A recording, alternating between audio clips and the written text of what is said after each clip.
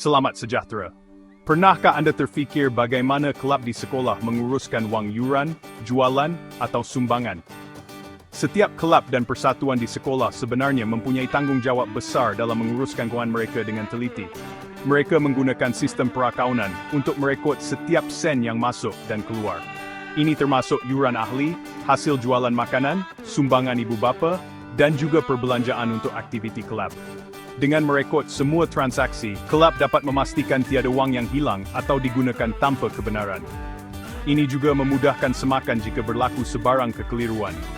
Tujuannya bukan untuk mencari untung, tetapi untuk memastikan kelab berkhidmat kepada ahli dan mencapai matlamatnya. Setiap sen yang dikumpul akan digunakan untuk manfaat bersama, seperti menganjurkan program, membeli peralatan, atau menyokong aktiviti kebajikan. Tanpa rekod yang betul, sukar untuk melaporkan kedudukan kewangan atau membina kepercayaan ahli. Ahli kelab dan guru penasihat perlu tahu ke mana wang dibelanjakan supaya semua pihak berpuas hati. Rekod perakaunan yang jelas memastikan pengurusan kelab lebih telus dan bertanggungjawab. Ia juga membantu mengelakkan salah faham atau tuduhan penyelewengan. Selain itu, perakaunan membantu perancangan masa depan. Contohnya, jika ingin menganjurkan pertandingan atau lawatan, kelab perlu tahu dana yang ada dan membuat bajet yang realistik. Perakaunan adalah alat penting untuk operasi kelab yang lancar dan amanah ahli. Ia membolehkan kelab berkembang dengan lebih teratur dan memastikan semua aktiviti berjalan mengikut perancangan. Seterusnya, kita akan kenali dokumen kewangan asas yang disediakan oleh kelab.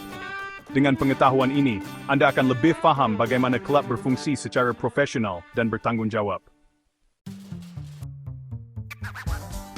Penyata kewangan paling asas untuk kelab Anda ialah akaun penerimaan dan pembayaran.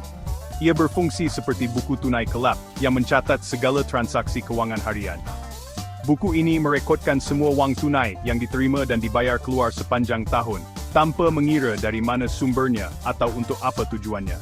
Di sebelah debit, senaraikan semua wang masuk seperti yuran ahli, derma daripada orang luar, hasil jualan, atau kutipan acara khas yang dijalankan oleh kelab. Setiap sumber pendapatan perlu dicatat dengan jelas supaya mudah dirujuk dan diaudit pada masa hadapan. Di sebelah kredit pula, catat semua pembayaran seperti sewa tempat, pembelian peralatan, bayaran bil utility, atau perbelanjaan untuk aktiviti kelab. Pastikan setiap perbelanjaan disokong dengan resit atau bukti pembayaran untuk memastikan ketelusan. Pada akhir tahun, jumlah keseluruhan penerimaan tolak, jumlah pembayaran akan menunjukkan baki tunai kelab yang sebenar.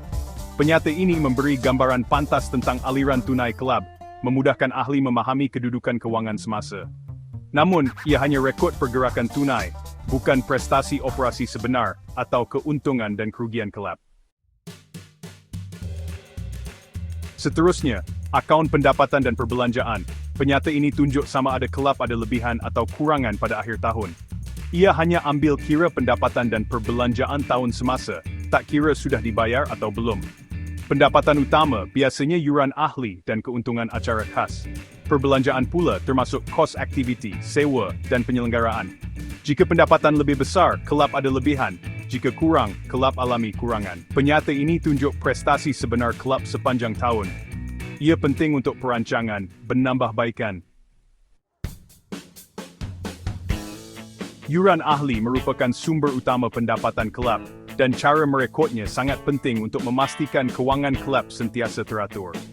Setiap transaksi yuran perlu dicatat dengan teliti supaya tidak berlaku kekeliruan atau kehilangan maklumat. Ini juga membantu kelab menjejak siapa yang sudah membayar dan siapa yang masih belum melunaskan yuran.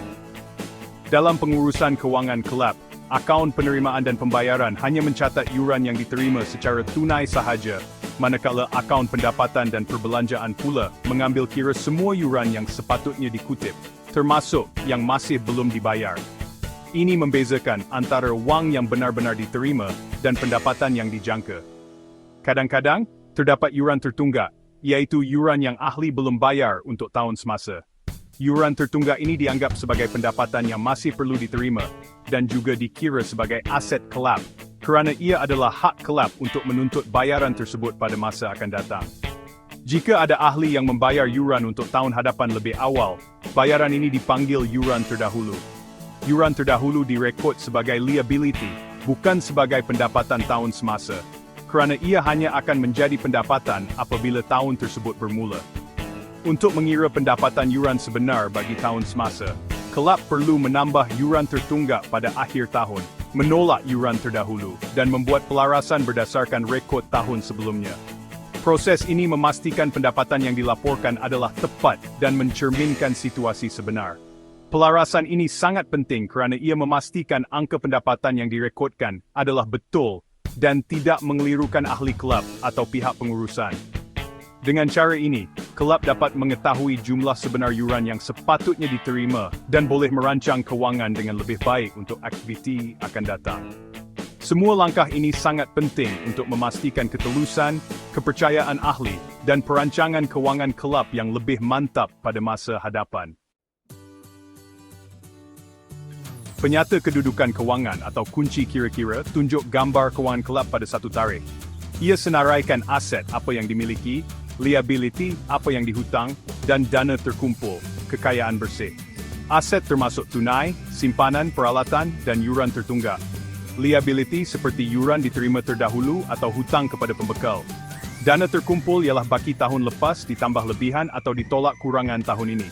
Jumlah aset mesti sama dengan liability tambah dana terkumpul. Penyata ini penting untuk tunjuk kestabilan dan keupayaan kelab beroperasi berfarpan.